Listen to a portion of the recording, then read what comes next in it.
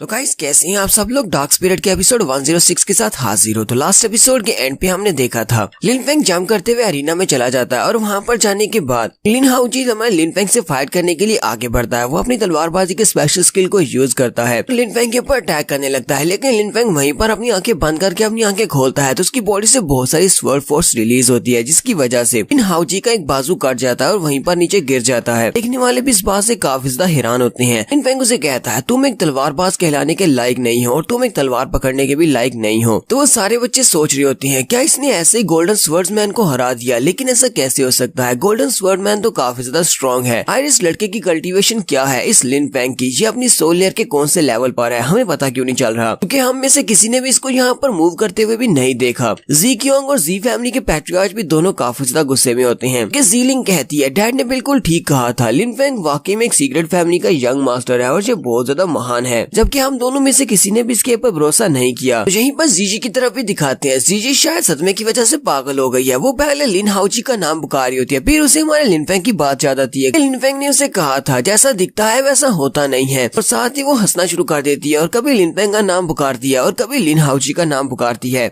लिन housie फिर से उठकर खड़ा हो जाता है, लिन फेंग से कहता है तुमने कहा कि मैं एक तलवार को उठाने के लायक नहीं हूँ, तुम्हारी हिम्मत कैसे हुई, तुमने मेरा बाजू कैसे काटा। लिन फेंग उसे कहता है एक स्वर्ड कल्टीवेटर का सब कुछ उसकी तलवार होना चाहिए, दिलो दिमाग सिर्फ उसकी तलवार के साथ जुड़ा होना चाहिए और सिर्फ उसे अपनी कल्टीवेशन के बारे में सोचना चाहिए कैसे वो स्वर्ड इंटेंट को हासिल कर सकता है। लेकिन तुम्हारा दिमाग बहुत ज्यादा गंदा है और तुम्हारा दिल साफ नहीं है। तुम यहाँ पर सिर्फ अपनी तलवारबाजी की टेक्निक्स दिखाकर लड़कियां फंसाने की कोशिश करते हो, इसी वजह से तुम्हें यहाँ पर जो सजा मिली है और तुम एक तलवार उठाने के लायक इसीलिए नहीं हो, एक तलवारबाज या एक स्वर्ड कल्टीवेटर कहलाने के लायक भी नहीं हो। मैंने सिर्फ यहाँ पर तुम्हारा पहले तो बाजू काटा है, लेकिन मैं सिर्फ इतना ही नहीं करने वाला, अभी तो मैं कुछ और भी करूंगा। और वो जल्दी से आगे बढ़ता है और उसके पेट में एक जबरदस्त पंच मारता है। लिन फेंग जब उसके पेट में एक जबरदस्त पंच मारता है तो उसकी आंखों और उसके मुंह से भी ब्लड निकलना शुरू हो जाता है और लिन हाउजी वहीं पर नीचे गिर जाता है और वहीं पर मर जाता है। जी फैमिली के एल्डर भी कहते हैं ये बंदा तो बहुत ज्यादा जालिम है, जबकि जी क्योंग कह रहा होता है तुमने इसको मार डाला, अब तुम्हें भी यहाँ पर मरना पड़ेगा, कि इससे पहले हमारी जी गवर्नमेंट में ऐसा कोई भी नहीं था जिसने हमें इतना ज्यादा शर्मिंदा किया हो, तुमने सभी के सामने बहुत ज्यादा शर्मिंदा किया है, इसी वजह से अब तुम्हें यहाँ पर मरना होगा। और वो जल्दी से अपने गार्ड्स को बुलाते हैं और जी फैमिली के काफी सारे गार्ड्स भागते हुए वहाँ पर आ जाते हैं। वो गार्ड्स बहुत सारे होते हैं और वो लिन फेंग को चारों तरफ से घेर लेते हैं।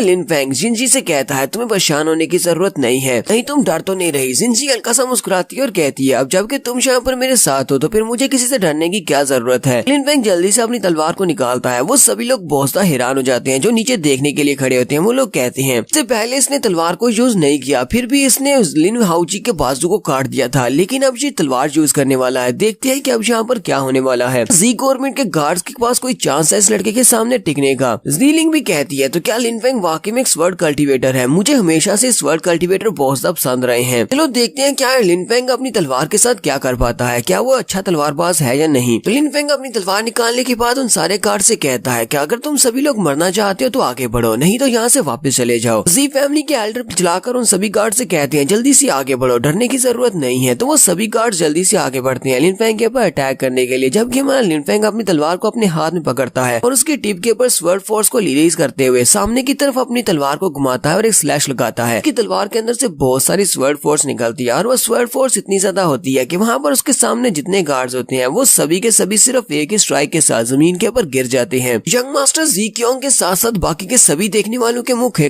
खुले रह जाते हैं कि ये लड़का तलवार के साथ तो बहुत ज्यादा अच्छा है। जी फैमिली के एल्डर लिन फेंग से कहते हैं तुम्हारे मार्शल स्किल्स तो काफी ज्यादा अच्छे हैं, और साथ ही वो सोच रहे होते हैं इस लड़के ने अभी अभी अपनी तलवार के साथ जो स्किल शो करवाया है वो वाकई में एक हाई लेवल का स्किल है। लगता है कि इसने काफी हाई लेवल की परफॉर्म मार्शल आर्ट स्किल्स को मास्टर किया हुआ है। इसकी बैकग्राउंड भी कोई सिंपल बैकग्राउंड नहीं हो सकती। लिन फेंग उसे कहता है क्या तुम्हें लगता है कि मैंने यहाँ पर किसी मार्शल स्किल को यूज किया है, तुम्हें इस बात के बारे में जरा भी नहीं पता, तुम्हें कुछ भी नहीं पता। जबकि लिन फेंग सोच रहा होता है इसे लगता है कि मैंने यहाँ पर तलवारबाजी के किसी स्किल को यूज किया है, लेकिन मैंने तो यहाँ पर तलवारबाजी के किसी भी स्किल को यूज नहीं किया, मैंने बस यहाँ पर अपनी तलवार को सिंपली घुमाया है और उसके साथ साथ मैंने अपनी स्वर्ड फ्यूजन को यूज किया है। तो एल्डर उसे कहते हैं क्या तुम्हें लगता है कि मुझे यहाँ पर समझ नहीं आ रही, मुझे सब कुछ समझ आ रही है। तुम्हारे जैसा एक जूनियर यहाँ पर जी गवर्नमेंट में आता है और यहाँ पर आने के बाद में बहुत ज्यादा ह्यूमिलिएट करता है, हमारे बहुत सारे लोगों को मार डालता है। तुम्हें लगता है कि तुम्हें मार देना सिर्फ काफी रहेगा, मैं यहाँ पर सिर्फ तुम्हें मारूंगा नहीं बल्कि तुम्हारी कल्टीवेशन को क्रिपल करूंगा, तुम्हारे हाथ पैर काट दूंगा ताकि तुम्हें सारी जिंदगी याद रहे। जी गवर्नमेंट के साथ पंगा नहीं लेना। जबकि हमारा लिन फेंग उसकी बात सुनने के बाद हंसना शुरू कर देता है। वो उसे कहता है अब तुम किस बात पर हंस रहे हो। लिन फेंग उसे कहता है मैं इस बात पर हंस रहा हूँ क्योंकि तुम मुझसे बहुत ज्यादा डर रहे हो। जी फैमिली के एल्डर चिल्लाकर उसे कहते हैं तुम्हें किसने कह दिया कि मैं तुमसे डर रहा हूँ? मैं जी फैमिली का हेड हूँ, मुझे किसी से डरने की क्या जरूरत है? मेरी कल्टीवेशन सोल लेयर के 9th लेवल पर है। लिन फेंग फिर से उसे कहता है पर मुझे तो ऐसा लग रहा है कि जैसे तुम मुझसे डर रहे हो। अगर तुम यहाँ पर डर नहीं रहे होते तो फिर ये सब कुछ कैसे होने देते? मैं यहाँ पर आया, तुम्हारी बेटी की शादी को डिस्ट्रॉय किया, उसके होने वाले हस्बैंड को मार डाला, तुम्हारे बेटे की शादी होने वाली लड़की को मैंने उससे छीन लिया और साथ ही जहाँ पर तुम्हारे बहुत सारे गार्ड्स के ऊपर अटैक किया। लेकिन जी फैमिली के हेड होने के नाते तुमने क्या किया? तुम यहाँ पर सिर्फ खड़े होकर मुझे धमकियां दे रहे हो। तुम वाकई में मुझसे नहीं डर रहे होते तो अभी तक तुमने मेरे पर अटैक कर दिया होता। मुझे तो लगता है कि तुम यहाँ पर टाइम बाई करने की कोशिश कर रही हो। तो कौन है वो जिसका तुम इंतजार कर रही हो? साथ ही लिन फेंग शैडो क्रॉस मूवमेंट को यूज करते हुए उसके करीब आ जाता है और उसे कहता है चाहे कोई भी हो, जिसका भी तुम यहाँ पर इंतजार कर रहे हो, उसके आने के बाद मैं उसको भी मार डालूंगा। लिन फेंग उसके ऊपर अटैक करने लगता है तो उसी वक्त एल्डर जी जल्दी से अपनी पावर्स को रिलीज करते हैं। एक तरफ से लिन फेंग अपनी तलवार को घुमाते हुए अपने कट मूव को यूज करता है, जबकि दूसरी तरफ से एल्डर जी अपनी फैमिली के स्पेशल मूव जिसका नाम पर्पल फिस्ट होता है उसको यूज करते हैं और वो दोनों यहाँ पर अपनी फिस्ट और तलवार को टकराते हैं तो जबरदस्त एनर्जी निकलती है। लिन फेंग कहता है इसकी पर्पल फिस्ट के अंदर तो काफी ज्यादा मोमेंटम है, इसकी पावर काफी ज्यादा है, लेकिन मेरी स्वर्ड काफी ज्यादा शार्प है और हर किस्म के अटैक को काट सकती है। ये एक किस्म की इनविंसिबल स्वर्ड है। और हमारा लिन फेंग अपनी तलवार के स्ट्राइक के साथ ही एल्डर जी को पीछे की तरफ झटक देता है। एल्डर जी काफी दूर जाकर गिरते हैं। जी क्योंग उसी वक्त अपने फादर का नाम पुकारता है, उसे अपने फादर की फिक्र है इसी वजह से। जबकि लिन फेंग जी क्योंग की तरफ देखता है और अपनी तलवार को उसकी तरफ घुमाते हुए जल्दी से उसके ऊपर अटैक करने के लिए आगे बढ़ता है। एल्डर जी चिल्लाकर उसे कहते हैं मेरे बेटे की तरफ जाने की तो सोचना भी मत। लेकिन हमारे लिन फेंग ने तो जी क्योंग को मारने की ठान ली है। वो बड़ी स्पीड से आगे बढ़ता है और अपनी तलवार को घुमाते हुए जी क्योंग के ऊपर अटैक कर देता है और जी क्योंग की बॉडी को सेंटर से 2 हिस्सों में काट देता है। तो लिन फेंग ने जहाँ पर जी क्योंग को मार दिया है। जी क्योंग का फादर और उसकी बहन दोनों ही बहुत ज्यादा घबरा जाते हैं, जबकि देखने वाले सभी लोग वहीं पर खामोश हो जाते हैं कि इसने जी गवर्नमेंट के यंग मास्टर जी क्योंग को जान ले ली है। ऐसा कैसे हो सकता है? जी फैमिली का यंग मास्टर जी क्योंग मर चुका है, अभी तक जी फैमिली वाले इस लड़के का कुछ भी नहीं कर पाए। एल्डर जी इस बात से बहुत ज्यादा गुस्सा होते हैं और चिल्लाकर लिन फेंग से कहते हैं अब तो तुम मेरे हाथों से बिल्कुल भी नहीं बचोगे, मैं तुम्हें मार डालूंगा। लिन फेंग उसे कहता है मैं भी यहाँ पर तुम्हें मारने के लिए खड़ा हूँ, मैं भी तुम्हें नहीं छोड़ने वाला। एल्डर जी जल्दी से अपनी मार्शल स्पिरिट को रिलीज करते हैं तो उनकी मार्शल स्पिरिट इसका नाम पर्पल ब्लड सोल होता है। वो एक बहुत ही बड़ा सा जायंट मॉन्स्टर टाइप का होता है। तो अपनी पर्पल सोल को रिलीज करते हुए लिन फेंग के ऊपर अटैक करते हैं। वो मास्टर जी की पर्पल सोल लिन फेंग के ऊपर एक जबरदस्त पंच मारती है, जबकि हमारा लिन फेंग जंप करते हुए पीछे की तरफ हटता है, फिर साथ ही अपनी तलवार को घुमाते हुए पर्पल सोल के बहुत सारे पीसेस कर देता है। लेकिन वो पर्पल सोल क्योंकि क्लाउड्स की बनी होती है, इस वजह से वो दोबारा से अपने आप को जोड़ लेती है और दोबारा से वही एक बड़ा सा दानव बन जाता है। लिन फेंग भी इस बात से काफी ज्यादा हैरान होता है। लिन फेंग कहता है अब मैं इस पर्पल सोल को कैसे शैटर करूं? मैं इसके ऊपर अटैक करता हूं तो ये दोबारा से अपने आप को जोड़ लेती है, यानी कि इसको कट करने का कोई भी तरीका नहीं है। देखने वाले सभी लोग कहते हैं ये कौन सा स्पेशल स्किल है? तो साथ वाला उसे कहता है इसको पर्पल एनाइलेशन अटैक कहा जाता है। इसमें मार्शल सोल को यूज किया जाता है और यूजर को बहुत ज्यादा स्ट्रेंथ मिलती है। ये एक अनस्टॉपेबल स्किल है क्योंकि इसको डिस्ट्रॉय नहीं किया जा सकता। इसको इनविंसिबल स्किल भी कहा जा सकता है। लिन फेंग उस बड़ी सी मार्शल स्पिरिट के अटैक्स को अवॉइड कर रहा था और साथ ही सोच रहा होता है इसके स्किल्स और इसकी मार्शल स्पिरिट काफी ज्यादा स्ट्रेंज है। लेकिन साथ ही लिन फेंग को अंदाजा हो जाता है कि उसकी पावर कम रहती जा रही है। जितनी बार वो उसके ऊपर अटैक करता है उसकी पावर पहले से कम होती है। एल्डर की फिर से अपनी मार्शल स्पिरिट को आगे भेजती है लिन फेंग के ऊपर अटैक करने के लिए। हमारा लिन फेंग इस बार उसके सामने से नहीं हटता और वो मार्शल स्पिरिट लिन फेंग की बॉडी को कवर कर लेती है। देखने वाले कहते हैं क्या उस मार्शल स्पिरिट ने लिन फेंग की बॉडी को निगल लिया? लेकिन उसी वक्त वो सामने की तरफ देखते हैं तो लिन फेंग उस मार्शल स्पिरिट से निकलकर शैडो क्रॉस मूव को यूज करते हुए बड़ी स्पीड से दूसरी साइड पर जाकर खड़ा हो जाता है। लिन फेंग जिंजी के सामने जाकर खड़ा होता है। वो लोग कहते हैं ये बंदा तो बहुत ज्यादा फास्ट है, हमने तो पता भी नहीं चला कि कब ये यहाँ से वहाँ पर पहुँच गया। और वो मार्शल सोल भी हमारे लिन फेंग की तरफ देखती है और एक लंबी सी रॉड लगाती है और फिर से लिन फेंग के ऊपर अटैक करने के लिए आगे बढ़ती है। जबकि हमारा लिन फेंग इस बार जिंजी को भी अपने साथ पकड़ लेता है और उसको पकड़कर साइड पर जंप कर रहा होता है। मार्शल सोल बार बार उसके ऊपर अटैक कर रही होती है, जबकि हमारा लिन फेंग जंप करते हुए जिंजी को भी अपने साथ साथ ही बचा रहा होता है। यहीं पर उसके अटैक्स को डेसिपेट करने के लिए लिन फेंग बार बार अपनी तलवार से इसको कट लगाता है। तो लास्ट पर जब दिखाते हैं कि वो बार बार उसके ऊपर कट लगाता है, पर्पल मार्शल सोल अपने आप को दोबारा से रिपेयर नहीं कर पाती, वो दोबारा से जुड़ नहीं पाती। एल्डर की तरफ भी दिखाते हैं कि उनकी हालत भी काफी ज्यादा खराब हो चुकी है। देखने वाले कहते हैं